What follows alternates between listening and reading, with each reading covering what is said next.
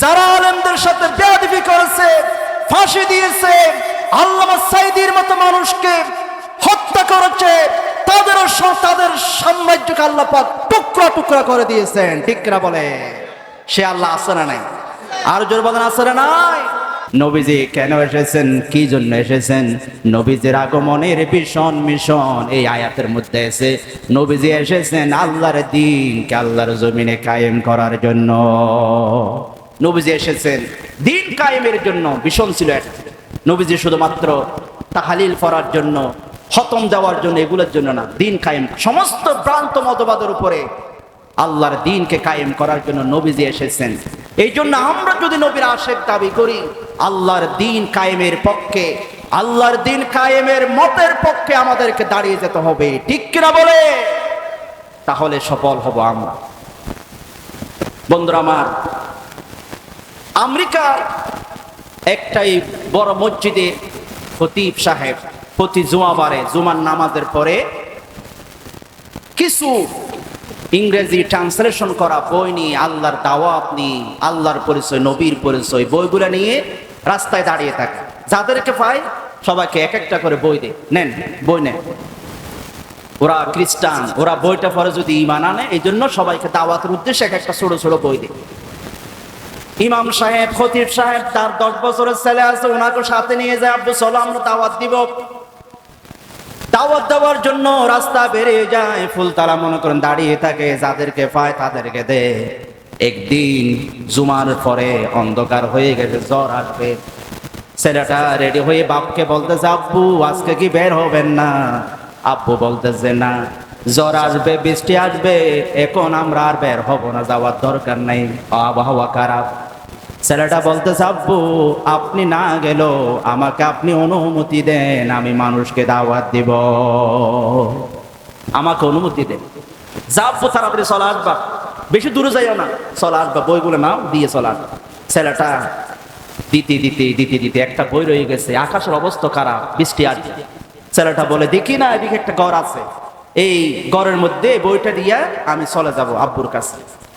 ঘরের দরজায় গেলেন, দরজা খুলে না।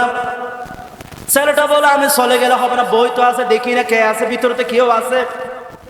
দরজা খুলে না। ছেলেটা বলে, না আমি দিয়ে যাব, কে আছে দেখি। তিনি আবার দরজা নাকলেন। একজন মহিলা, মধ্যবয়স্ক একজন মহিলা, তিনি দরজা খুলে দিলেন।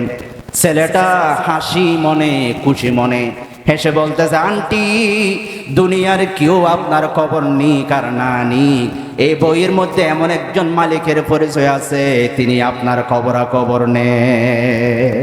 তিনি কে? আরো জোরে বলতে হবে, তিনি কে? আন্টি বইটা নেন, এই বইয়ের মধ্যে আপনার খবর নেওয়ালা আছে। দরজা বন্ধ হয়ে গেল। পরের জুমায় খতিব সাহেব জুমার নামাজের পরে বললেন, কারো কোনো প্রশ্ন আছে কিনা বলো। একজন মহিলা, ভিতর থেকে মহিলা মাইক্রোফোন নিয়ে বলতেছে, হুজুর আমার একটা কথা আছে, আমার একটা কথা আছে। কি কথা? গত জুমাবার জোহরের পরে আমি একজন খ্রিস্টান মহিলা, আমার স্বামী মারা গেছে, যুদ্ধে আমি একা হয়ে গেলাম, আমার বাবা আমার খবর নেয় না, আমার ভাই বারাদার আমার খবর নেয় না, আমি একা হয়ে গেলাম। আমার টেনশন, আমার চিন্তা, আমি একা থেকে লাভ কি? আমি কেন থাকবো? কেউ তো আমার খবর নেয় না। এই জন্য আমি চিন্তা করলাম, আমি ফ্যানের সাথে দড়ি বেঁধে, গামছা বেঁধে আমি ফাঁসি খাবো, আমি মারা যাব। আমি দড়ি বাঁধলাম, ফাঁসি দিতে যাব। এই মুহূর্তে কে যেন দরজা বাড়ি দিছে। আমি চিন্তা করলাম চলে যাবে, আমি তারপরে ফাঁসি খাবো। না না, যাচ্ছে না। আমি চিন্তা করলাম দেখি না কে, তারপর আমি ফাঁসি খাবো। কিন্তু আমি যখন দরজা করলাম, একটা 10 বছরের ফুটফুটে ছেলে হাসি খুশি মনে আমাকে বলতেছে, আন্টি দুনিয়ার কেউ খবর নিক আর নিক, একজন আছে আপনার খবর নেই, এই বইয়ের মধ্যে ওনার পরিচয় আছে, আপনি বইটা নেন। আমি চিন্তা করলাম আমি তো ফাঁসি হয়ে যাব, আমি তো মারা যাব। কিন্তু দেখি না, একটু পরে বইটা দেখি, কে আমার খবর নেই, তারপর আমি ফাঁসি খেয়ে মারা যাব। কিন্তু বইটা যখন আমি পড়া শুরু করলাম, আবার পড়লাম এমন একজন মালিকের সংবাদ আমি খুঁজে পেলাম, দুনিয়ার কেউ কবর না নিল তিনি কিন্তু ঠিকই আমাদের কবর নেন। এই জন্য আমি সাথে সাথে মনে মনে আমি কলমা পড়ে মুসলমান হয়ে গেলাম। এই বইয়ের পিছনে এই মসজিদের খবর আছে, মসজিদের ঠিকানা আছে। আমি এসেছি মসজিদে ওই 10 বছরের ছেলেটাকে বুকে নেওয়ার জন্য। 10 বছরের ছেলেটা যদি আমাকে দাওয়াত না দিত, আমি ফাঁসিকে জাহান্নামে চলে যেতাম। এই 10 বছরের ছেলের কারণে আমি ঈমান এনেছি, আমি মুসলমান হয়ে গেছি। 10 বছরের ছেলেটা কোথায়? হুজুর ছেলেটাকে বুকে টেনে নিলেন, টেনে নেওয়ার পরে কেঁদে কেঁদে বলতে চাপু, গত জুমায় আমি যাই নাই, তুমি এমন ভাবে দাওয়াত দিয়েছো একজন জাহান্নামী মহিলা কলমা পরে মুসলমান হয়ে গেছে। এই জন্য বন্ধুরা আমার, আমি আপনি বসে থাকলে হবে না, যার যার সামর্থ্য অনুযায়ী মানুষকে আল্লাহর দিকে দ্বীনের দিকে আমাদেরকে ডাকতে হবে। কার দাওয়াতে কবুল হবে? 10 বছরের ছেলে, 12 বছরের ছেলে, ছোট ছেলে, কার দাওয়াতে কাজ হবে? আপনার দাওয়াতে এমন হতে পারে একজন জাহান্নামী মানুষ জান্নাতি হয়ে যেতে পারে, ঠিক কিনা বলেন? ঠিক। আল্লাহ পাক বলেন নবী আপনি দাওয়াত দিন। এরপর আল্লাহ রাব্বুল আলামিন বলেন ওয়া রাব্বাকা ফাকাব্বির, ও নবী আপনি দাওয়াত দিতে যাবেন, কাউকে ভয় পাবেন না। আপনার রব বড়, আপনার রব বড়, আপনি আপনার রবের নামে তাকবীর দিবেন। এই জন্য আমরা মাঠে ঘাটে রাস্তায় ঘাটে যেখানে পারি আমাদের তাকবীর উঠবে কার নামে? দুনিয়ার কোন নেতার নামে হবে নাকি? ওয়া রাব্বাকা ফাকাব্বির, তাকবীর উঠবে কার নামে? আল্লাহ বলছেন আল্লাহর নামে তাকবীর করো। অনেকে বলে কি যে নারে তাকবীর, এগুলো ফালতু স্লোগান। এটা নয়, বরং এই তাকবীর দেওয়ার জন্য যিনি বলেছেন তিনি কে? তাকবীর দিতে হবে। বন্ধুরা আমার, দিন কায়েমে তাকবীর দিতে হবে। হযরত ওমর দিয়েছেন, ঈমান আনার পরে তিনি তাকবীর দিয়েছেন, শয়তান পালাবে, মানুষ শয়তান পালিয়ে যাবে। এই তাকবীর দেওয়ার অর্থ হলো সার্বভৌমত্ব ক্ষমতার মালিক আল্লাহ। আমার, আপনার, আমার সম্পদ, আমার ঘরবাড়ি, আমার সময়, সব কিছু, আমার দেশ, আমার রাজ্য, আমার রাজত্ব, সব কিছুর মালিককে। আল্লাহু আকবার। তাকবীর উঠবে আল্লাহর নামে। এই জন্য এই তাকবীর যখন আমরা আজানে তাকবীর দিই, ইকামতে তাকবীর দিই, নামাজে তাকবীর দিই, জবেহে তাকবীর দিই, কাজ কারবারে আমরা তাকবীর দিয়ে থাকি। এটার অর্থ হলো সকল ভ্রান্ত মতবাদ থেকে মুখ ফিরিয়ে কেবলমাত্র আল্লাহর জন্য স্বীয় হৃদয়কে খালেস করা, আল্লাহর শ্রেষ্ঠত্ব বর্ণনা করা। এটার নাম আল্লাহর নামে তাকবীর দেওয়া। যুগে যুগে সবাই তাকবীর দিয়েছে, সফল হয়েছে। এই তাকবীর দিয়েছেন হযরত মূসা আলাইহিস সালামের সামনে যখন ফেরাউন দাঁড়িয়ে গেছে আল্লাহর দ্বীনের বিরুদ্ধে, মূসা আলাইহিস সালাম তাকবীর দিয়েছেন, ফেরাউন পালাতে বাধ্য হয়েছে। হযরত ইব্রাহিম আলাইহিস সালামের সামনে দাঁড়িয়ে গেছে নমরুদ, ইব্রাহিম আলাইহিস সালাম তাকবীর দিয়েছেন, নমরুদ পতন হয়েছে। হযরত উমর যখন তাকবীর দিয়েছেন তখন আবু জেহেলের পতন হয়েছে। এবং এই স্লোগান তুলেছেন হযরত আলী রাদিয়াল্লাহু তাআলা আনহু, তিনি হাইবার বিজয় করেছেন। এবং এই মুসআব ইবনে উমাইর তিনি তাকবীর দিয়েছেন উহুদে, তিনি পতাকা উড্ডীন করে থেকেছেন। মুহাম্মদ বিন কাসিম তিনি কলমার তাকবীর দিয়েছেন, তাকবীর তুলেছেন, ভারতবর্ষ জয় হয়েছে। হযরত শাহজালাল ইয়ামানি তাকবীর তুলেছেন, নারে তাকবীর তুলেছেন, গৌর গোবিন্দের পতন হয়েছে। ইখতিয়ারউদ্দিন বখতিয়ার খলজি 1204 খ্রিস্টাব্দে তাকবীর দিয়েছেন আল্লাহর নামে। এই রাজা ব্রাহ্মণরা এই বাংলার জমিন থেকে পালিয়ে যেতে বাধ্য হয়েছে, ঠিক কিনা বলে? অনুরূপ ভাবে যুগে যুগে গত 24শে আগস্ট এই 24-এর আন্দোলনে এই দেশের তাওহীদি জনরা 5 আগস্ট যখন সকালবেলা আল্লাহর নামের তাকবীর তুলে যখন ঘর থেকে বের হয়ে গেছে, এই দেশের স্বৈরাচার পালিয়ে যেতে বাধ্য হয়েছে, ঠিক কিনা বলো? এভাবে তাকবীর তুলে আমরা যখন আবার তাকবীর তুলে আমরা মাঠে নামবো, আগামীর বাংলাদেশ, ইসলামের বাংলাদেশ, কোরআনের বাংলাদেশ, নিশ্চিত হবেই হবে। কারা কারা রাজি আছেন হাত তুলে দেখায় দাও।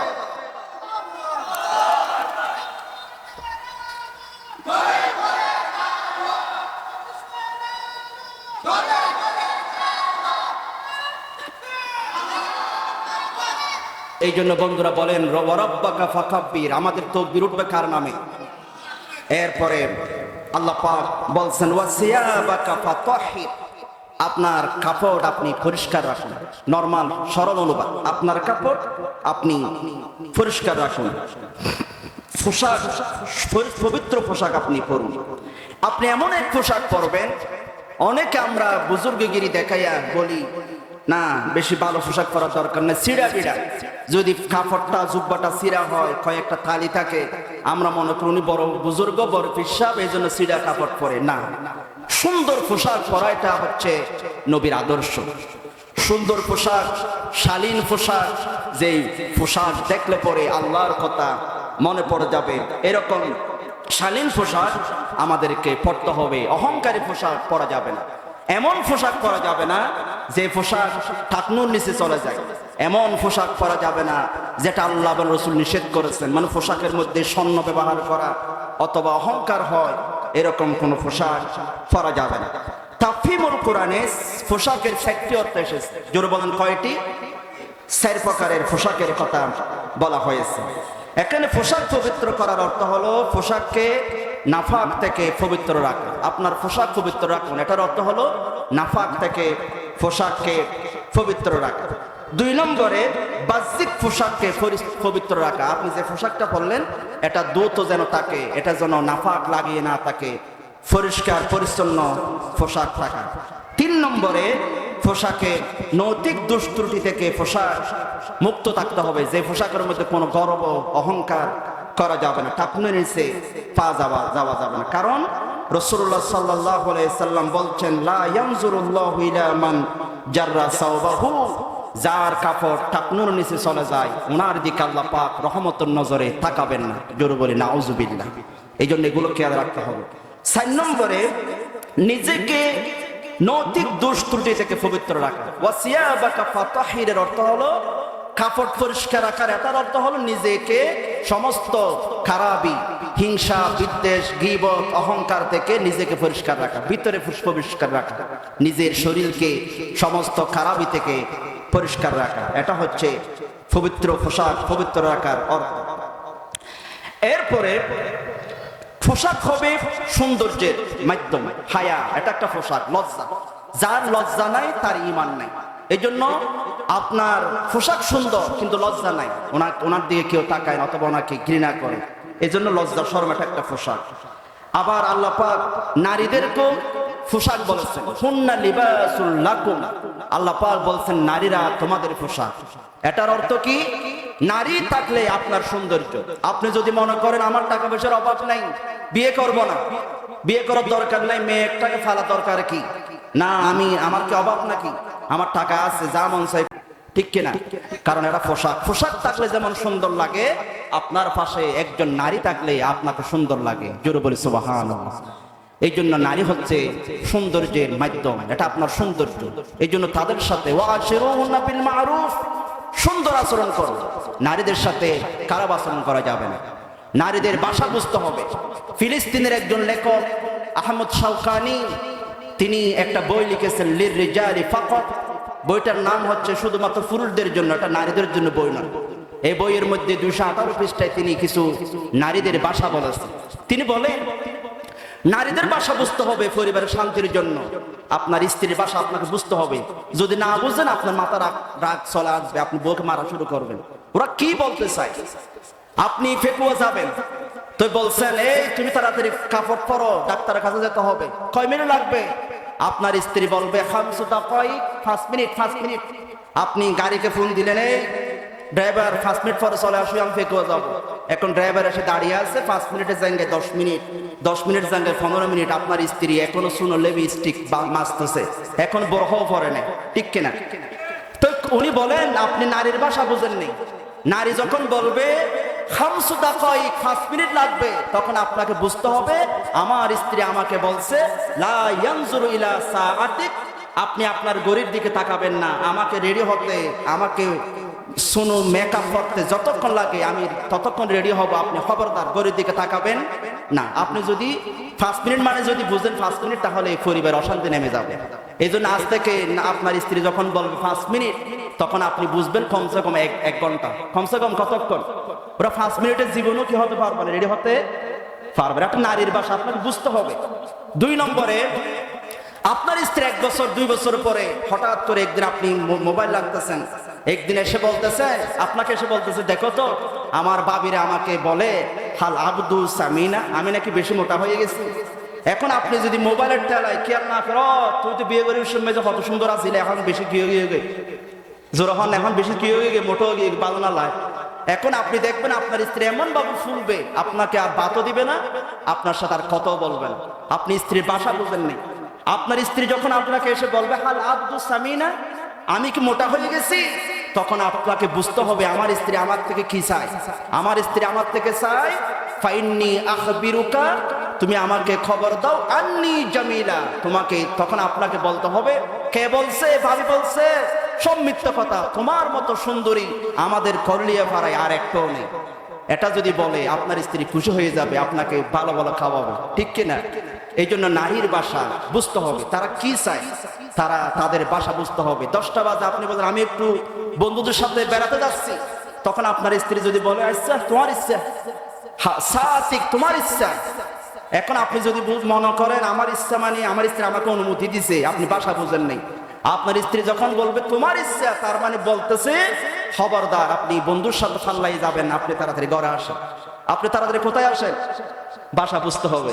এরকম যদি আমরা নারীদের ভাষা বুঝি, পরিবারকে যিনি শান্তি দিয়ে বড় দিবেন তিনি কে, এটা অন্য বিষয়, তারা আমাদের লেবাস।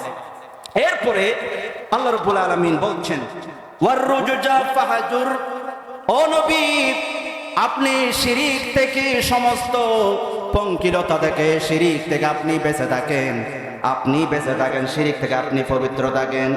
কারণ শিরিক হলো সমস্ত নবীদের মিশন ছিল শিরিকের বিরুদ্ধে। আল্লাহ রাব্বুল আলামিন বলেন ওয়ালাকাদ বা'সনা ফি কুল্লি উম্মাতির রাসূলা আন ইবুদুল্লাহ ওয়াজতানিবুত তাগুত। আল্লাহ পাক বলেন যুগে যুগে আমি অসংখ্য নবীদেরকে প্রেরণ করেছি, তাদের মিশন হলো তারা কেবলমাত্র আনি ইবুদুল্লাহ, আল্লাহর গোলামির কথা বলবে এবং তাগুত থেকে, সমস্ত শিরিক থেকে তারা মানুষকে বারণ করবে, তাগুত থেকে তারা মানুষকে বাধা দিবে, একমাত্র আল্লাহর দিকে মানুষকে ডাকবে। এটা নবীদের মিশন ছিল। এরপর আল্লাহ রাব্বুল আলামিন আরো বলেন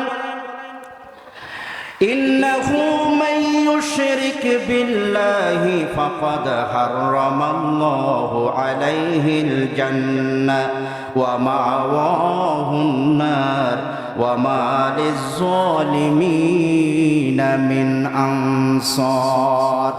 আল্লাহ পাক বলেন ও উম্মতে মুহাম্মাদি, আপনারা শিরিক করবেন না, আল্লাহর সাথে কাউকে শরীক করবেন না। কারণ আল্লাহর সাথে যারা শরীক করে তাদের জন্য আল্লাহ রাব্বুল আলামিন জান্নাতকে হারাম করে দেন এবং তাদের জন্য জাহান্নামকে ওয়াজিব করে দেন, এবং পরকালে তাদের জন্য আল্লাহর কোনো সাহায্য তাদের জন্য নাই। ঠিক কিনা বলেন? শিরিক করা যাবে না। শিরিক হচ্ছে, মনে করেন কোথাও যাচ্ছেন, একটা মাজার দেখলেন, মাজারে যাইয়া মনে করেন বাবা বলে মাজারে একটা সিজদা দিয়ে দিলেন, বাবা আমার ছেলে নাই, আমাকে একটা ছেলে দাও, এরকম বললে এটা শিরিক। এরকম করা যাবে? সন্তান যিনি দেন তিনি কি? আল্লাহ। এবং গাড়ির জন্য মানুষ করা, মানে গাড়ি সেখানে আসতে চলার মনে করা, যদি জোরে চলে আমাকে ক্ষতি হবে, এগুলো করা যাবে না। আমরা মনে করি আল্লাহর ওলিরা, ওরা আল্লাহর প্রিয় বন্ধু, ওরা সেখানে শিরিকের বিরুদ্ধে ওরা সবসময় কথা বলেছেন, তাদেরকে ব্যবসা করে আমরা শিরিক করব না। ঠিক কিনা বলেন? শিরিক করলে আরো কি হয়? মাফ হয় না, সব গুনাহ মাফ। আল্লাহ রাব্বুল আলামিন বলেন ইন্নাল্লাহা লা ইয়াগফিরু আন ইউশরাকা বিহি ওয়া ইয়াগফিরু মা দুনা যালিকা লিমান ইয়াশা। আল্লাহ পাক বলেন আমি সব গুনাহ ক্ষমা করে দেব, কিন্তু শিরিকের গুনাহ আমি ক্ষমা করব না। যারা শিরিক করবে আমি আল্লাহ তাদেরকে ক্ষমা করব না। এই জন্য আল্লাহ যদি আমাদেরকে ক্ষমা না করে আমরা জান্নাতে যেতে পারবো নাকি? সম্ভব না, আমরা জান্নাতে যেতে পারবো না। এই জন্য আমাদেরকে শিরিকের বিরুদ্ধে থাকতে হবে। নবীজি যখন কাবায় ঢুকলেন 360টি মূর্তি ছিল। আল্লাহর নবী এই 360 মূর্তিকে ভেঙ্গে বললেন, লা তুশরিক বিল্লাহি শাইয়্যা ওয়া ইন কুতিলতা ওয়া খুররিকতা। তুমি শিরিক করো না, প্রয়োজনে তোমাকে হত্যা করা হবে, তোমাকে শূলিতে চড়ানো হবে, তোমাকে ফুরিয়ে দেওয়া হবে, তারপরও শিরিক করা যাবে না, শিরিক করা যাবে। আমার মুসলমান ভাইয়েরা, এরপর আল্লাহ রাব্বুল আলামিন বলেন, ওয়ালা তামনুন তাস্তাকসির। আল্লাহ বলেন, ও নবীজি, আপনি পাওয়ার আশায় কাউকে এহসান করবেন না, কারো প্রতি দয়া করবেন না। আজকের সমাজে ভোট আসলে দেখবেন মাঝে মধ্যে যারা ভবিষ্যতে ভোট করবে ওরা মানুষকে যাইয়া 500 টাকা একটা ছবি মেরে সবাইকে দেখায়, এই আমি দানি, আমাকে তোমরা ভোট দিও, আমি তোমাদেরকে দান করব। আবার উনি মানুষকে টাকা দিয়ে বলে তুমি আমাকে একটা ভোট দিবা। এই জন্য আল্লাহ নবীকে বলেন, খবরদার, এরকম কাউকে কোনো কিছু পাওয়ার আশায় আপনি কাউকে কোনো কিছু দান করবেন না। আমরা যখন দান করব একমাত্র কেবলমাত্র উদ্দেশ্য থাকবে কি? আরো আসতে বলেন কি? দান করবেন, নিয়ত থাকবে আল্লাহ। আপনি আল্লাহর উদ্দেশ্যে যখন দান করবেন তাহলে দেখা যাবে যাকে টাকা দিচ্ছেন ওনার মনটা আপনার দিকে ঘুরাইয়া যাবে। আল্লাহকে রাজি করার জন্য যদি দান করেন ওনার ভোট আল্লাহ তাআলা আপনার দিকে দিয়ে দিবে। এই জন্য শুধুমাত্র যদি ভোট পাওয়ার আশায় টাকা দেন, ভোটটা হয়তো পেতে পারেন কিন্তু আল্লাহ কোনো সওয়াব আপনি পাবেন না। কিন্তু আল্লাহকে পাওয়ার জন্য যদি দান করেন, দানের সওয়াবও পাবেন, আল্লাহ তাআলা ওর অন্তর ঘুরাই দিয়া ভোটও পাবেন। ঠিক কিনা বলেন? এই জন্য আমাদের টার্গেট থাকবে মানুষকে দেখানোর জন্য নয়, এবং মানুষকে পাওয়ার আশায়, কিছু পাওয়ার আশায় মানুষকে কোনো কিছু দেওয়া যাবে না। আমার মুসলমান ভাইয়েরা, এই জন্য আল্লাহ রাব্বুল আলামিন এই আয়াতগুলোর মধ্যে প্রকৃত দায়ীদের কথা বললেন। যারা প্রকৃত দায়ী তারা কেমন হবে, তাদের বৈশিষ্ট্য কি, এই সূরাটা বলার উদ্দেশ্য হলো আপনি যখন দাওয়াত দিবেন, দাওয়াতের উদ্দেশ্যে কাউকে কিছু চা খাওয়ালেন, কাউকে কিছু সহযোগিতা করলেন, এটা পাওয়ার আশা করা যাবে না। আপনাকে টার্গেট থাকতে হবে, ওনাকে যদি আমি কিছু দিয়ে চা খাওয়াই, যদি উনি আল্লাহর পথে আসে, নামাজে আসে, আমি আল্লাহর দরবারে এর বিনিময় পেয়ে যাব। আল্লাহর দরবার আমি বিনিময় পাবো। নামাজ এখানে হবে, আপনারা বসেন, আজানও একা হবে, বসেন, মনোযোগ দিয়ে শোনেন। সম্মানিত মুআজ্জিজ হাজিরিন, আল্লাহ পাক বলেন দায়ীদের অন্যতম একটা বৈশিষ্ট্য হলো কোনো কিছু পাওয়ার আশায় আপনি দান করতে পারবেন না, কিছু দিতে পারবেন না। এরপর আল্লাহ রাব্বুল আলামিন বলছেন, ওয়ালি রাব্বিকা ফাসবির। ও নবীজি, আপনি যখন এই বৈশিষ্ট্য নিয়ে দাওয়াত দিবেন, মানুষের কাছে যখন দ্বীনের দাওয়াত নিয়ে আপনি চলে যাবেন, ওয়ালি রাব্বিকা ফাসবির, তখন দাওয়াত দিতে গেলে আপনার চাচা যেমন পাথর মেরেছে, আপনার প্রতিবেশী যখন আপনার থেকে দূরে সরে গেছে, বন্ধু বান্ধব দূরে সরে যাবে, আপনাকে পাগল বলবে, আপনাকে জাদুঘর বলবে, আপনাকে কবি বলবে, আপনি এগুলা নিয়ে টেনশন করবেন না। দ্বীনের দাওয়াত দিতে গেলে আপনার উপরে জুলুম আসবে, জেল হবে, নির্যাতন হবে, ঘর হারা হতে হবে, দেশ হারা হতে হবে, তারপরও আপনি আল্লাহর জন্য ধৈর্য ধারণ করুন। দেখেন, দ্বীনের দায়িত্বের অন্যতম বৈশিষ্ট্য হলো আপনি যে দ্বীনের দাওয়াত দিতে নেমেছেন, যে পথে নেমেছেন, এটা ফুল বিচার পথ নয়। এই পথ হচ্ছে কণ্টকাকীর্ণ, খুবই কঠিন, খুবই পিচ্ছি। এই পথে চলতে গেলে কত জনের কত কথা শুনতে হবে, জুলুম হবে, আপনাকে কত কিছু বলবে, এগুলা পরোয়া করা যাবে না। কারণ আমরা দাওয়াত দেব কার পক্ষে? আরো জোর বলেন, কার পক্ষে? আপনাকে কত কিছু বলবে, আপনাকে জুলুম শিকার হতে পারে, জেলে যেতে হতে পারে। এই জন্য আল্লাহ বলছেন, ওয়ালি রাব্বিকা ফাসবির, আপনি আল্লাহর জন্য ধৈর্য ধারণ করুন। আমার মুসলমান ভাইয়েরা, এই জন্য আল্লাহ রাব্বুল আলামিন বলছেন সমস্ত নবীরা মজলুম ছিলেন, নবীরা যখন দাওয়াত দিয়েছেন, শ্রেষ্ঠ মানুষ, শ্রেষ্ঠ জাতি, জাতির শ্রেষ্ঠ মানুষগুলো নবী ছিলেন, ওরা ভালো ছিলেন, জীবনে মিথ্যা কথা বলে নাই। ওরা যখন আল্লাহর দ্বীনের দাওয়াত দেওয়া শুরু করলেন, তখন তাদের উপরে জুলুম হয়েছে, নির্যাতন হয়েছে, গড়হারা হতে হয়েছে। আল্লাহ পাক বলেন, কাযালিকা মা আতাল্লাযীনা মিন ক্বাবলিহিম মির রাসূলিন ইল্লা ক্বালু সাহিরুন আও মাজনুন। আল্লাহ পাক বলেন, যুগে যুগে নবীরা যখন দ্বীনের দাওয়াত দিয়েছেন, তখন তার জাতিরা তাদেরকে সাহির বলেছেন, জাদুঘর বলেছেন, এবং তাদেরকে পাগল বলেছেন। নবীদেরকে তারা বলতো, আরে পাগল, পাগলের মতো কি বলে, কোন আল্লাহ আমার নবীকে কাফেররা পাগল বলে গালি দিয়েছে। পাগল কেন বলতো নবীকে? তাফসীরে মারিফুল কোরআনে সূরা নূরের ব্যাখ্যায় এসেছে, সূরা কলমের ব্যাখ্যায় এসেছে, নবীজিকে পাগল বলার উদ্দেশ্য হলো তিনটা। জোরে বলেন, কয়টা? তিনটা। এক নম্বর কারণ হলো, নবীজির উপরে যখন ওহী নাযিল হয়ে যেত, নবীজি ঘেমে যেতেন। কাফেররা তাকিয়ে থাকতো, মানুষে মুহাম্মদের উপরে কি যেন নাযিল হয়েছে, ঘেমে গেছে। কামার পরে তিনি আমাদেরকে নতুন নতুন কোনো কিছু বলে, তাহলে ওনার অবস্থা দেখে মনে হয় উনি একজন পাগল। ওনার রাসূল যখন ঘেমে যেতেন, আবার কিছু বলতেন, ওনাকে তারা মনে করতেন পাগল। দুই নম্বরে কারণ হলো, রাসূল পাক যখন দ্বীনের দাওয়াত দেন, উনি একা। আগামীকালকে যদি সকালবেলা ফজরের নামাজের পরে 8টা-9টা বাজে সবাই দোকানে চা খাচ্ছেন, হঠাৎ করে একজন লোক এসে ফুলতলা স্টেশনে দাঁড়িয়ে যদি বলে, এ ভাই শোনো, কোনো গাড়ি চলবে না, আজ হরতাল, কোনো গাড়ি চলবে না, আজ হরতাল। এখন উনি যদি হরতাল বলে গাড়িকে চলতে না দেয়, আপনারা ওনাকে কি বলবেন? জোর বলেন না বাজি, পাগল। আপনারা বলে ফল ফাল্লা, কিসের হরতাল উড়ান? আর হত্যা দেন, ফল একা দাঁড়িয়ে গেছে, গাড়ি চলবে না, পাগল। আল্লাহর নবী একা, কাফেররা সব একদিকে, নবীজি একা দাঁড়িয়ে গেছে, দাঁড়িয়ে বলতেছে, কুলু লা ইলাহা ইল্লাল্লাহ তুফলিহুন, আল্লাহ ছাড়া কোনো মাবুদ নাই, এটা বলো, বললে তোমরা সফল হবে। কাফেররা হাজার হাজার কাফের একদিকে, নবীজি একা দাঁড়িয়ে গেছে, বলছে আল্লাহ এক। কাফেররা বলে লর্ড বলতে যেটা, খোদা বলতে এটা অনেক আছে, কিন্তু নবীজি বলেন এক। এখন কাফেররা মনে করলো আমরা সবাই এক কথা বলি, উনি অন্য কথা বলে, এই জন্য নিশ্চিত উনি একজন পাগল। জোর বলে নাউজুবিল্লাহ।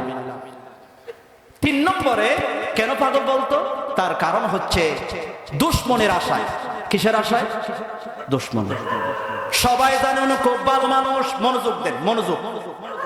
বর্তমান সময়ে আপনি মিলিয়ে দেখেন, গত 17 বছরে যে সমস্ত আলেমদেরকে রাজাকার বলে যুদ্ধাপরাধী বলে ফাঁসির মঞ্চে নিয়ে যাওয়া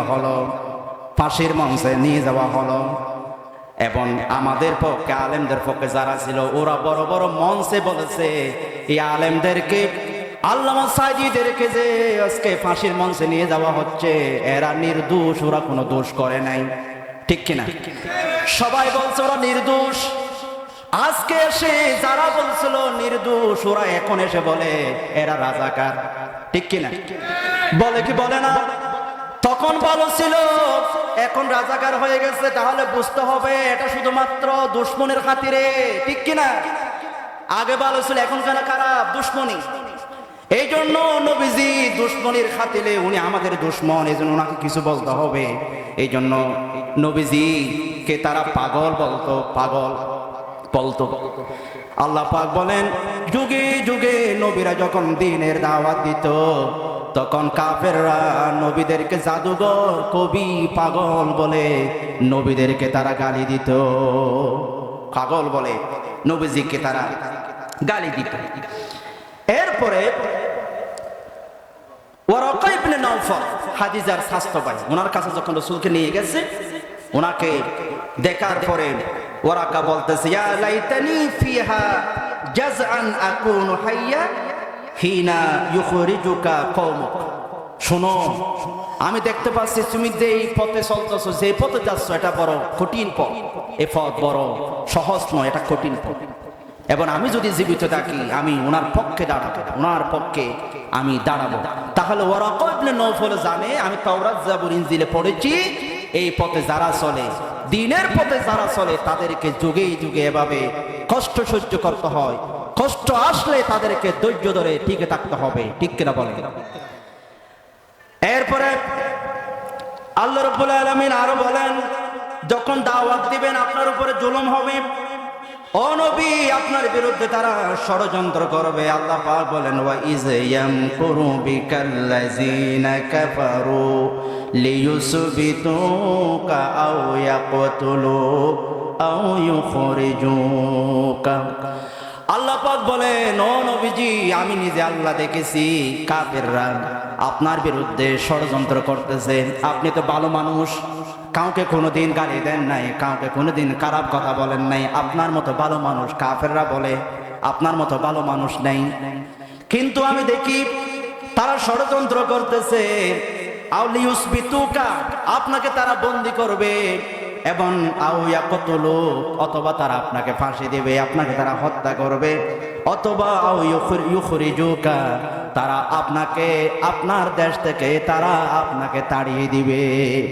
নবীর মতো ভালো মানুষ, নবীর মতো সত্যবাদী, নবীর মতো মডেল এরকম কোন দুনিয়ার কেউ আছে নাকি? ওনাকে পর্যন্ত বন্দী করতে চেয়েছে, 3 বছর জেলে ছিলেন উনি। শিহাবে আবু তালিবে নিজের স্ত্রী নিয়া এবং নিজের পক্ষে ছিলেন আবু তালেব, অথচ উনি কাফের। আবু তালেব বলে ভাইপু তোমার পক্ষে থাকার কারণ আজকে আমি নিজেও জেলের বন্দী। আবু তালেব সহ অনেক সাজা সাজিরা সবাই পুরা হাশিম গোত্র 3টা বছর আল্লাহর নবীকে জেলে বন্দী করে রাখা হয়েছিল। ঠিক কিনা? বন্দী করে রাখা হয়েছে এবং হত্যা করার ষড়যন্ত্র করা হয়েছে, এবং নবীজিকে মক্কা থেকে মদিনায় তাড়িয়ে দিতে বাধ্য হয়েছে, মদিনায় চলে যেতে রাসূল বাধ্য হয়েছে। এটা যুগে যুগে কাফেররা ষড়যন্ত্র করেছে। আল্লাহ পাক বলেন নবী এভাবে হবে, আপনি যদি যে পথ আছে এটা কঠিন। এই জন্য আপনি ফাসবির লিহুকমি রাব্বিকা ওয়ালা তাকুন কাসাহিবিল হুদ ইজনাদা ওয়া হুয়া মাকজুম। আল্লাহ পাক বলেন ফাসবির লিহুকমি রাব্বিক, আপনি আপনার রবের হুকুমের উপর আপনি ধৈর্য ধারণ করুন। আপনি হতাশ হয়ে যাবেন না, আপনি ভেঙে পড়বেন না। ওয়ালা তাকুন কাসাহিবিল হুদ, ওই মাছওয়ালার মতো আপনি হবেন না। মাছওয়ালা হচ্ছে হযরতে ইউনূস আলাইহিস সালাম। তিনি আল্লাহর হুকুম না নিয়ে পালিয়ে গেছেন, তিনি আল্লাহর হুকুম না নিয়ে নদী পার হয়ে চলে যাচ্ছিল। নদী থেকে ফেলে দেওয়া হলো, মাছ ওনাকে গ্রাস করেছিল। ইউনূস আলাইহিস সালাম তুমি তার মতো হইও না, আপনাকে তারা নির্যাতন করবে, হামলা করবে, আপনি ধৈর্য ধরে থাকবেন। দ্বীনের দাওয়াত দিলে ধৈর্য ধরে থাকতে হবে। যদি ধৈর্য ধরেন তাহলে কি হবে?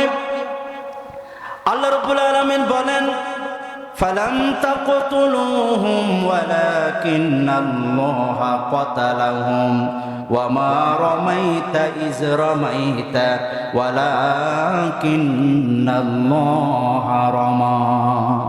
ও নবীজি আপনি যদি এভাবে ধৈর্য ধারণ করতে থাকতে পারেন, তাহলে আমি আল্লাহ আপনাকে সাহায্য করব, আপনাদেরকে সাহায্য করব। এটার মডেল হলো 17 বছরে যারা এখানে জমিনে ধৈর্য ধারণ করে দ্বীনের পথে ছিল, আল্লাহ পাক তাদেরকে বিজয় দিয়েছেন। আল্লাহ বলেন ছোট ছোট ছেলেরা তাদেরকে পরাজয় করে নাই, আমি আল্লাহ নিজে তাদেরকে দেশ থেকে তাড়িয়ে দিয়েছি। ঠিক কিনা? এই বিজয়ের পেছনে যিনি আছেন তিনি কে? আবার মঞ্চে দাঁড়িয়ে বলেন না এটা আমি করেছি, এরকম বলিয়েন, এটা সম্ভব না। আল্লাহ করেছেন। কে করেছেন? আল্লাহ। এই জন্য আল্লাহ বলেন ওয়ামা রামাইতা ইয রামাইতা ওয়ালাকিন্নাল্লাহা রামা। তোমরা যখন পাথর মেরেছো, ওরা গুলি মেরেছে, আমি মেরেছি। তোমাদের পাথরগুলো আমি তাদের সামনে গুলি করে দিয়েছি, এটা আমার কাজ। আল্লাহ পাক বলেন বিজয় দেব। যদি ধৈর্য ধরি তাহলে কি হবে? জান্নাত দেব। আল্লাহ রাব্বুল আলামিন বলেন ইল্লাল্লাযীনা صبروا وعملوا الصالحات أولئك لهم مغفرة وأجر كبير জোরে বলেন আল্লাহু আকবার বলেন যারা সবর করবে আমল সালেহ করবে উলাইকা লাহুম মাগফিরাতুন আমি আল্লাহ পাক তাদেরকে ক্ষমা করে দিব ওয়া আজরুন কাবীর এবং তাদেরকে বড় প্রতিদান দিব এটা হচ্ছে জান্নাত যারা সবর করবে তাদেরকে কি দিবেন জান্নাত জান্নাতীরা আল্লাহ পাক নিজে জান্নাত দিবেন ইন্নী জাযাইতুহুমুল ইয়াওম বিমা সাবারু আন্নাহুম হুমুল ফাইজুন আল্লাহ পাক বলেন আমি ইন্নী জাযাইতুহুমুল ইয়াওম আজকে কিয়ামতের দিন যারা দুনিয়ায় ধৈর্য ধারণ করেছো আমার জন্য কষ্ট করেছো দ্বীনের উপরে অটল ছিলে আমি আল্লাহ নিজে তাদেরকে আজকে প্রতিদান দিব যারা সবর করবে ধৈর্য ধারণ করবে তাদেরকে প্রতিদান যিনি দেন তিনি কে আল্লাহ এরপর আল্লাহ রাব্বুল আলামিন বলেন জান্নাতীরা জান্নাতে আপনারা যারা ধৈর্য ধারণ করেছে জান্নাতে চলে যাবেন জান্নাতে বসে বসে আরাম করবেন জান্নাতি পানি খাবেন জান্নাতি খাবার খাবেন জান্নাতে আপনারা থাকবেন হঠাৎ করে দরজায় নক পড়বে ফেরেশতারা আপনারা যারা জান্নাতি আপনারা যখন দরজা খুলবেন তখন ফেরেশতারা আপনাদেরকে সালাম দিবে আল্লাহ পাক বলেন কিভাবে সালাম দিবে সালামুন আলাইকুম বিমা সাবারতুম ফানি'মা উকবান্দার সালামুন আলাইকুম বিমা সাবারতুম তোমাদেরকে সালাম আসসালামু আলাইকুম তোমরা ধৈর্য ধারণ করেছো দুনিয়ায় কষ্ট করেছো এই জন্য জান্নাতে এসেছো জোরে বলি সুবহানাল্লাহ দেখেন ফেরেশতারা জান্নাতে যাইয়া আপনাদেরকে দরজা খুলাইয়া আপনাদেরকে মনে করাই দিবে কষ্ট করছেন বলে আজকে জান্নাত পাইছো দেখেন এত সহজ না জান্নাত এত সহজ না দুনিয়ায় কষ্ট করছেন বলে জান্নাত পাইছেন ফেরেশতারা সালাম দেওয়ার সময় এটা মনে করে দিবে সালামুন আলাইকুম বিমা সাবারতুম তোমরা ধৈর্য ধারণ করেছো এই জন্য জান্নাত পাইছো চলেন আল্লাহ ডাকছে আপনাদেরকে আল্লাহ মাহফিল করবেন আপনাদেরকে ডাকবেন যারা সবর করবে হযরত ইয়াসিরের পরিবার সবর করেছেন ঈমান আনার কারণে কাফের আবু জেহেল ইয়াসিরের পরিবারদেরকে নিয়ে আসলো ও সুমাইয়া ও ইয়াসির ঈমান ছেড়ে দাও সুমাইয়া বলেন না না যে ঈমান আমি এনেছি আমরা জীবন দিতে রাজি ঈমান দিতে রাজি নেই ঠিক কিনা আমরা জীবন দিতে রাজি ঈমান দিতে জানি না শহীদ ওসমান হাদি রহমতুল্লাহি আলাইহি তিনিও বলেছিল আমরা জীবন দিতে জানি জোলাই দিতে জানি না যে বিপ্লব হয়েছে এটা আমরা দিতে জানি না আমরা প্রয়োজনে জীবন দিব তিনি জীবন দিয়ে দেখিয়ে দিয়েছেন অন্যায়ের বিরুদ্ধে বৈষম্যের বিরুদ্ধে আধিপত্যের বিরুদ্ধে তিনি ছিলেন সোচ্চার তাকে মারা হয়েছে হত্যা করা হয়েছে অবিলম্বে তার হত্যাকারীদেরকে গ্রেফতার করে প্রকাশ্যে রাজপথে এরকম গুলি করে তাদেরকে মারতে হবে ঠিক কিনা বলো আজ এই বিপ্লবীদেরকে হত্যা করা হয়েছে আমরা তার প্রতিবাদ জানাই এদের বিচার চাই বন্ধুরা আমার ধৈর্য ধারণ করতে হবে ইয়াসিরের পরিবার তাদেরকে মারা হচ্ছে হযরত সুমাইয়া রাদিয়াল্লাহু তাআলা আনহা ঈমান ছাড়ে না আবু জেহেল একটা তীর নিয়ে এসে সুমাইয়া রাদিয়াল্লাহু তাআলা আনহার লজ্জায় স্থানে শরম জায়গায় তীরটা ঢুকাইয়া দিলেন তীরটা ঢুকাইয়া দেওয়ার পরে তাকে শহীদ করে দেওয়া হলো হযরত ইয়াসিরকে শহীদ করে দেওয়া হলো ভাইকে শহীদ করে দেওয়া হলো তারপরও এই পুরা পরিবার আল্লাহর দ্বীন থেকে এক সেকেন্ডের জন্য পিছু হটে নাই পরিবার নবীজি যাচ্ছেন নবীজি দুর্বল মানুষ কিছু করতে পারে না কাফেরদের সামনে নবীজি বলছেন ও ইয়া আহলা ইয়া আলা ইয়াসির ইসবির ধৈর্য ধারণ করো আল্লাহ তোমাদের সাথে আছেন ধৈর্য ধারণ করো নবীজি কিছু করতে পারে না এই জন্য হযরত আম্মারকে কষ্ট দেওয়া হয়েছে তিনি বেঁচে ছিলেন হযরত আম্মার ইয়াসিরের সন্তান আম্মার, তিনি এমন এক সাহাবী ছিলেন, আল্লাহ নবী বলেন আম্মারকে, আমরা তো জান্নাত চাই, কিন্তু জান্নাত হযরতে আম্মারকে কামনা করে, ও আম্মার আমার কাছে আসো, আমার কাছে আসো, এরকম বলো বলে আম্মারকে সালাম দে, আম্মারকে ডাকে। জান্নাত সবর হচ্ছে তিন প্রকার। সবরের অর্থ হচ্ছে তিন প্রকার। আমরা শুধু এখন এতক্ষণ যা ওয়াজ করেছি, আপনারা মনে করবেন সবর মানে হুজুর শুধুমাত্র দাওয়াত দিতে গেলে কেউ মানলে ধৈর্য ধরা, এটা নয়, শুধু এটা এক অর্থ। মানে আমরা মানুষকে দাওয়াত দেবো, ওরা আমাদেরকে মানলো, আমরা হা করে থাকবো, কিছু বলবো না, শুধু এটার নাম সবর না। সবরের তিনটা অর্থ। একটা অর্থ হচ্ছে সবরু আলাল মুসিবা, বিপদে ধৈর্য ধারণ করা, বিপদে আপদে ধৈর্য ধারণ করা। আরেকটা হচ্ছে আসসাবরু আলাল মাসিয়া, গুনাহ থেকে সবর করা। গুনাহ থেকে কেমন করে সবর করে? আমার সামনে সুযোগ এসেছে, মদ, অন্ধকারে কেউ জামিকে ফেললে কেউ কিছু বলবে না, কেউ বাধা দিবে না, কেউ দেখবে না, অন্ধকারে এরকম সুযোগ থাকার পরও সুদ আমার সামনে এসেছে, ঘুষ আমার সামনে এসেছে, মদ এসেছে, জুয়া এসেছে, গুনাহ কাজ করার জেনার সুযোগ এসেছে। আপনি যদি এই মুহূর্তে ধৈর্য ধারণ করে আল্লাহর জন্য যদি গুনাহ থেকে যদি আপনি পিছু হটে আসেন, এটার নাম হলো সবর। এটার নাম কি? সবর। এটাও সবর। আপনি গুনাহ থেকে বেঁচে থাকা এটাও বড় সবর। এটা যে কেউ পারে না। গুনাহ সহজ, আপনি নিজে গুনার ভিতরে বিলীন হয়ে গেলেন, যে কেউ পারে না। এটা বড় বীরের, এটা বীরের মতো সাহস লাগে গুনাহ থেকে বাঁচে। এত সহজ গুনাহ থেকে বাঁচে। সবাই খারাপ কাজ করতেছে, সবাই মদ, জুয়া, ঘুষ আপনার সামনে সবাই খাচ্ছে। এত মানুষের সামনে আপনি মদ থেকে, ঘুষ থেকে, সুদ থেকে বেঁচে থাকা, এটা বীরের সাহস লাগে। এটাও একটা সবর। 3 নম্বরে আসসাবরু আলা তাআ, আনুগত্যে সবর। সবরের আরেকটা অর্থ হলো আনুগত্যে সবর, ইবাদতে সবর। কিভাবে? আমার দোকানে, ও ফুলতলা ব্যবসায়ী আমার ভাইয়েরা, দোকানে যারা দোকানের মধ্যে ক্রেতা পুরা সবাই চা খায়, সবাই বাজার করতে আসে, এই মুহূর্তে আজান হয়ে গেল, নামাজের টাইম হয়ে গেল। আপনি চিন্তা করলেন আমি যদি নামাজে চলে যাই আমার লস হবে, মানুষ চলে যাবে অন্য দোকানে। এই মুহূর্তে যদি আপনি আল্লাহর ইবাদতের জন্য ধৈর্য ধরেন, ব্যবসা কিছুক্ষণ স্টপ রেখে যদি নামাজ পড়েন, এটাও বড় একটা ধৈর্যের কাজ। ঠিক কিনা বলেন? এটাও ধৈর্য। আপনার ধৈর্য আছে বলে আপনি মানুষকে বাদ দিয়ে, ক্রেতাকে বাদ দিয়ে, ভাই আপনার বসেন, আমি নামাজ পড়া আসি। এই যে আপনি একটা ব্যবসা থেকে উঠে আসলেন, এটাও ধৈর্য, ইবাদতের জন্য ধৈর্য। এটাও এক প্রকারের ধৈর্য। সম্মানিত মুআজ্জিজ হাজিরিন, হযরত সাদ ইবনে আবি ওয়াক্কাস রাদিয়াল্লাহু তাআলা আনহু,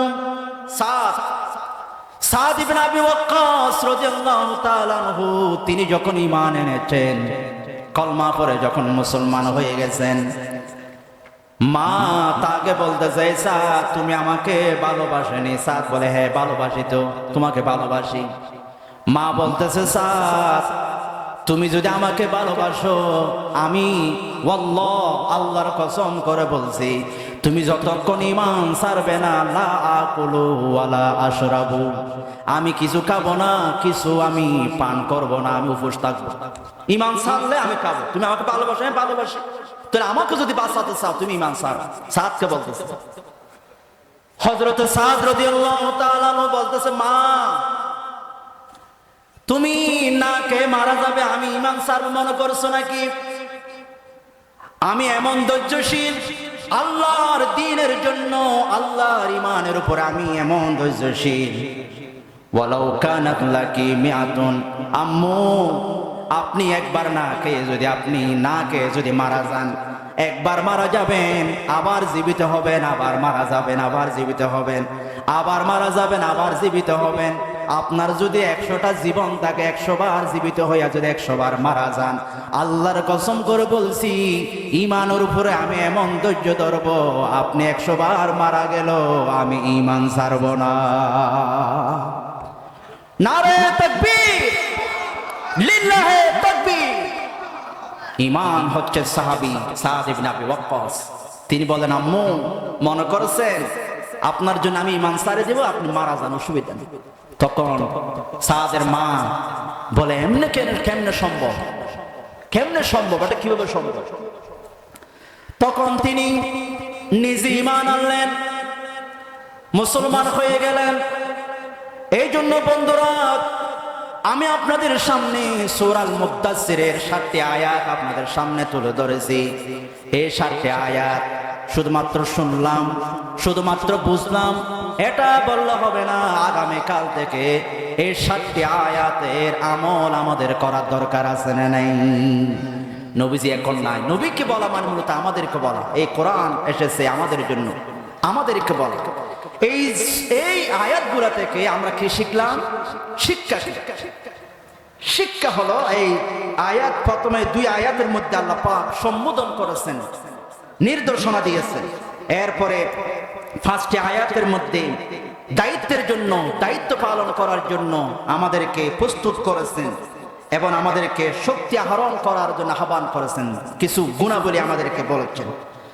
1 নম্বরে শিক্ষা হলো, এই আয়াতগুলো থেকে শিক্ষা হলো মহব্বতের সহিত ডাকা শিখতে হবে। শিখেন, এখান থেকে কিছু শিখেন, এতক্ষণ যা শিখলেন।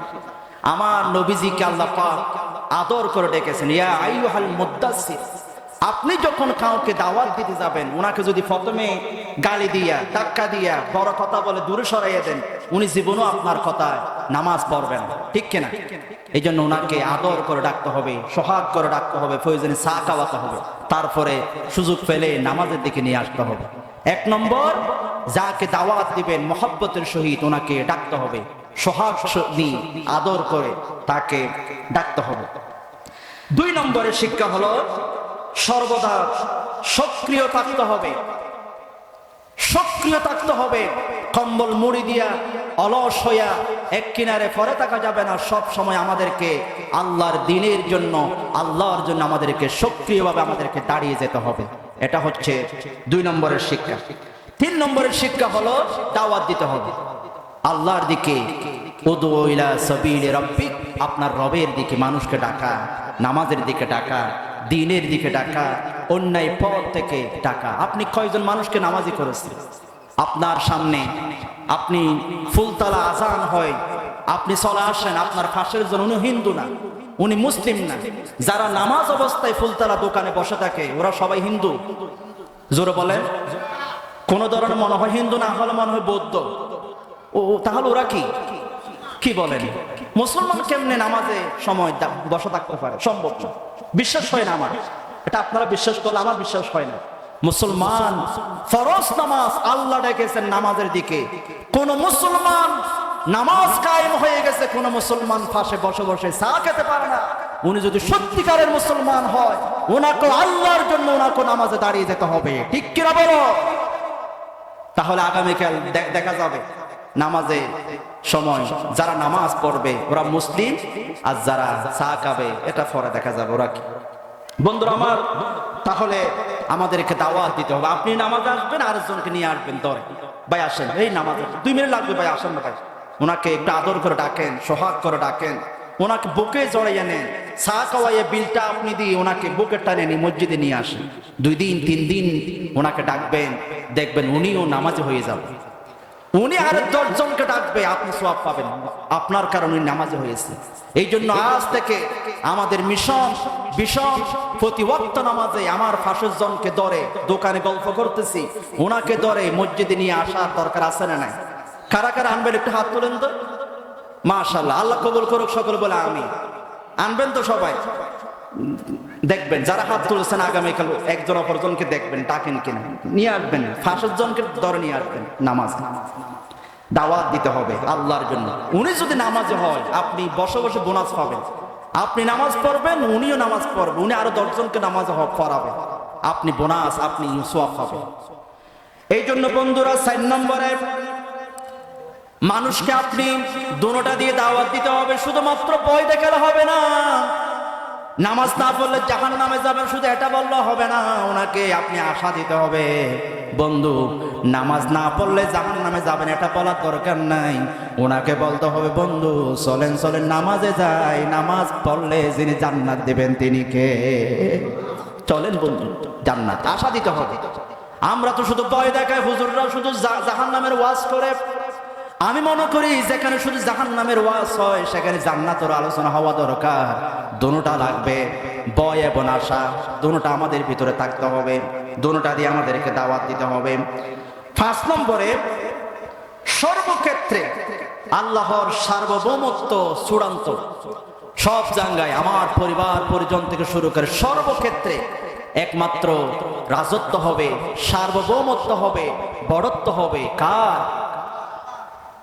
ওয়ারাব্বিকা ফাকাব্বির, রবের জন্য তাকবীর উঠবে।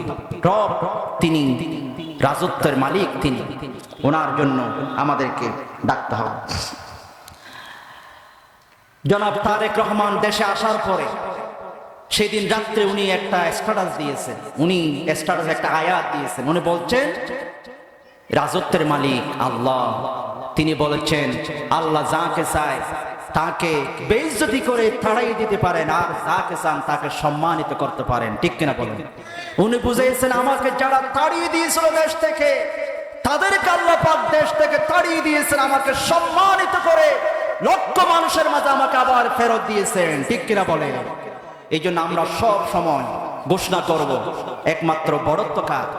আল্লাহ। এটা যদি আপনি মানেন, মানতে হবে, উপায় নেই, আল্লাহর রাজত্ব আপনাকে মানতে হবে।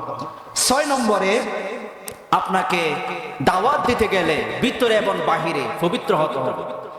বাহিরের পোশাক যেমন সুন্দর লাগবে, আপনি দুর্গন্ধ পোশাক নিয়ে কারো কাছে গেলে উনি দূরে সরে যাবে, আপনার পাশে বসবে না, গন্ধ বের হয়। আপনার গাম থেকে গা থেকে গন্ধ বের হয়, আপনার কাছে আসবে না। এই জন্য আপনার বাহিরের যেমন পোশাক, বাহিরের শরীর যেমন পবিত্র হওয়া লাগবে, অনুরূপ ভাবে আপনার ভিতরের অংশ হিংসা বিদ্বেষ আপনার ভিতরে থাকা যাবে না, ভিতরেও আপনাকে পবিত্র পরিষ্কার থাকা লাগবে। দাওয়াত দিতে যারা যাবে ভিতরে এবং বাহিরে তাদেরকে পবিত্র থাকতে হবে। 7 নম্বরে শিক্ষা হলো অশ্লীলতা থেকে দূরে থাকতে হবে। দাওয়াত যারা দিবে তাদের গুণাবলী বলতেছে। 7 নম্বরে এই আয়াতগুলো থেকে শিক্ষা হলো অশ্লীলতা থেকে দূরে থাকতে হবে। আপনি কাউকে দাওয়াত দিতে গেলেন নামাজের, অথবা আপনি কাউকে খারাপ কাজ থেকে বাধা দিলেন, বা এটা করা যাবে না, আপনি নিজে এর আগে একটা খারাপ কাজ করেছেন, আপনি বসে বসে সিগারেট টানছেন, আপনি বসে বসে মানুষকে গালি দিয়েছেন, এরপরে মানুষকে দাওয়াত দিতে গেলেন, উনি বলবে ভাই তুমি তো আরেকজনকে গালি দিয়েছো, তুমি তো নিজে সিগারেট টানো, তুমি তো খারাপ। এই জন্য একজন মানুষ যারা দায়ী হবে তারা সমস্ত অশ্লীলতা থেকে, গান বাজানা, খারাপ খারাপ কথাবার্তা, মুখের দুর্গন্ধ বের হওয়া এবং মুখের মধ্যে সুন্দর আচরণ দিয়ে মানুষকে দাওয়াত দিতে হবে। সমস্ত অশ্লীলতা থেকে আমাদেরকে বিরত থাকতে হবে, সমস্ত অশ্লীলতা থেকে আমাদেরকে বিরত থাকতে হবে। 8 নম্বরে সকল উপকার হবে নিঃস্বার্থ। সকল উপকার, আমি আমার মিশন ভীষণ পূরণ করতে গিয়ে যা কিছু মানুষকে সহযোগিতা করব, উপকার করব, এগুলো নিঃস্বার্থভাবে, এগুলো আমার জন্য নয়, একমাত্র কার জন্য? আল্লাহর জন্য। এটা হচ্ছে শিক্ষা। 9 নম্বরে মুসিবতে মুসিবতে বিপদে আপদে আমাদেরকে ধৈর্য ধারণ করতে হবে, বিপদ আপদে আমাদেরকে ধৈর্য ধারণ করতে হবে। এই শিক্ষাগুলো নিয়ে যদি আমরা জীবন গঠন করি, এই সূরা মুদ্দাসসিরের আলোকে আমাদেরকে যিনি সফলতা দিবেন তিনি কে? হযরত আব্দুল্লাহ ইবনে হুযায়ফা রাদিয়াল্লাহু তাআলা আনহু, একজন সাহাবী। আব্দুল্লাহ ইবনে হুযায়ফা হুদায়বিয়ার সন্ধির পরে রাসূল পাক সিদ্ধান্ত নিলেন ইসলামের দাওয়াত শুধু মক্কায় মদিনায় নয়, বরং বহির বিশ্বে ছড়িয়ে পড়বে। বিশ্বে বিভিন্ন রাষ্ট্রপতিদেরকে আমরা ইসলামের দাওয়াত দিব। আল্লাহর নবী একদিন হযরত আব্দুল্লাহ ইবনে হুযায়ফা সাহাবী রাদিয়াল্লাহু তাআলা আনহুকে ডাকলেন, ডেকে ওনাকে বললেন, ও আব্দুল্লাহ ইবনে হুযায়ফা, এই সিরিটা নাও, এই সিরিটা পারস্য সম্রাট কিসরার কাছে তুমি দিয়ে আসো। পারস্য সম্রাট কিসরাকে সিরেটা হাতে হাতে তুমি দিবা, কাউকে দিবা না। সিরেটা তিনি নিলেন। মাসের পর মাসের পর কোথায় মদিনা, কোথায় সিরিয়া, কোথায় পারস্য, শত মাইল হাজার মাইল দূরে, গাড়ি নাই, বাড়ি নাই, কোন ধরনের বিমান নাই, কোন ধরনের গাড়ি নাই, হেঁটে হেঁটে যেতে হবে। তিনি একটু দেরি করলেন না, আল্লাহর নবীর সিটি নিয়া পারস্য সম্রাটের দিকে তিনি যাওয়া শুরু করলেন। তিনি বের হয়ে গেলেন, হাঁটতেছে, চলতেছে, রাত হয়ে যায়, গভীর হয়ে যায়। পাহাড়ের কাটার সাথে জামা লেগে জামাগুলো ছিঁড়ে যায়। খাবার, রাত্রে ঘুমাই, খাবার নাই, ফাতা খেয়ে খেয়ে তিনি সামনের দিকে চলে। রাত হয়ে যায়, অন্ধকার হয়ে যায়, পাহাড়ে তিনি ঘুমায়। পাহাড়ে যখন ঘুমায়, পাহাড়ের বাঘ সিংহগুলো তাকে মিস করলে, বলে আব্দুল্লাহ খাবুনি, তোমাকে খেয়ে ফেলবনি। আব্দুল্লাহ ইবনে হুযায়ফা বলে, ও পাহাড়ের বাঘ, তোমরা আমাকে খেও না, দেখো দেখো আল্লাহর নবীর চিঠি নিয়ে আমি কিসরা বাদশার কাছে যাচ্ছি। আর তাকে খাচ্ছে না কেউ। তিনি মাসের পর মাস চলে কিসরা বাদশার সামনে চলে গেল, বাদশার দরবারে গেলেন। দরবারে যাওয়ার পর একজন দূত ডাকলেন, দেখো তো সিঁড়িটাতে কি আছে। আব্দুল্লাহ ইবনে হুযায়ফা থেকে সিঁড়িটা নিলেন। একজন দূত সিঁড়িটা পড়া শুরু করলেন, বাদশাকে অনুবাদ করে দিচ্ছেন, সিঁড়িটা পড়তেছেন। বিসমিল্লাহির রহমানির রহিম, মিন মুহাম্মাদির রাসূলিল্লাহি সাল্লাল্লাহু আলাইহি ওয়াসাল্লাম ইলা কিসরা আযীমি ফারিস, সালামুন আলা মান ইত্তাবিআল হুদা ওয়া আমানা বিল্লাহি ওয়া রাসূলিহি ওয়া শাহিদা আল্লা ইলাহা ইল্লাল্লাহু ওয়াহদাহু লা শারীকা লাহু ওয়া আন্না মুহাম্মাদান আবদুহু ওয়া রাসূলুহু আদুকা বিদাইহি আতিল্লাহ ফাইন্নী আনা রাসূলিল্লাহি সাল্লাল্লাহু আলাইহি ওয়াসাল্লাম ইলান নাসি কাফা। তখন বাদশা বললেন, একটা সিঁড়ি এসেছে মিন মুহাম্মদ রাসূলুল্লাহর পক্ষ থেকে। তখন বাদশা সিঁড়িটা হাতে নিয়ে টুকরা টুকরা করে ফেললেন। তখন তিনি বললেন, কোন মুহাম্মদ? আমার নামের আগে মুহাম্মদের নাম। কোন বেয়াদব? জোরে বলি নাউজুবিল্লাহ। ওই বেয়াদবের নাম আমার নামের আগে কেন? রাসূল পাকের সিঁড়িটা নিয়ে তিনি টুকরা টুকরা করে ফেললেন। আব্দুল্লাহ ইবনে হুযায়ফা দূরে দূরে দূরে আবার মদিনায় চলে আসলেন। আসার পরে রাসূলের দরবারে এসে বললেন, ইয়া রাসূলুল্লাহ, বাদশা কিসরা আপনার সিটিটা টুকরা টুকরা করে ফেলেছে। আল্লাহ নবী বলেন, ও হুযায়ফা, আব্দুল্লাহ, শুনে রাখো, যে বাদশা আমার সিটিকে টুকরা টুকরা করে ফেলেছে, মাজ্জাকাল্লাহু মুলকাহু, আল্লাহ পাক ওনার রাজত্ব টুকরা টুকরা করে দিক, আল্লাহ টুকরা টুকরা করে দিক। বাদশা ফাটাইছে আমনের ব্যবসায়ী, ওনাকে ধরে নিয়ে এসো, মুহাম্মদকে গ্রেফতার করে আমার সামনে নিয়ে আসবে। কেমন পেলাম আমি দেখি। আসলেন, এই চলো আমার বাদশা। রাসূল বলে, আগামীকাল আসিও, সৈন্যদেরকে বললেন। সকালবেলা আসছে, চলেন। রাসূল বলেন, আমাকে যেতে হবে না, তোমাদের বাদশাকে গত রাত্রে তার সন্তান সুরাবিল, তার সন্তান তাকে টুকরা টুকরা করে ফেলেছে। জোরে বলে আল্লাহু আকবার। যারা নবীর সাথে বেয়াদবি করে তাদের মসনদ এভাবে টুকরা টুকরা হয়ে যায়। যারা আলেমদের সাথে বেয়াদবি করেছে, ফাঁসি দিয়েছে, আল্লামা সাঈদীর মতো মানুষকে হত্যা করেছে, তাদের সাম্রাজ্যকে আল্লাহ পাক টুকরা টুকরা করে দিয়েছেন। ঠিক না বলে? সে আল্লাহ আছে না নাই? আর জোরে বলেন আছে না নাই? সে রবের প্রতি আমরা তাওয়াক্কুল করলাম, সে রবের দিকে আমরা ফেরত গেলাম, সে রবের দিকে আমরা চলে গেলাম। আল্লাহ পাক আমাদেরকে কবুল করুক। এই পর্যন্ত আমি আমার আলোচনা শেষ করলাম। আসসালামু আলাইকুম ওয়া রাহমাতুল্লাহি ওয়া বারাকাতুহু।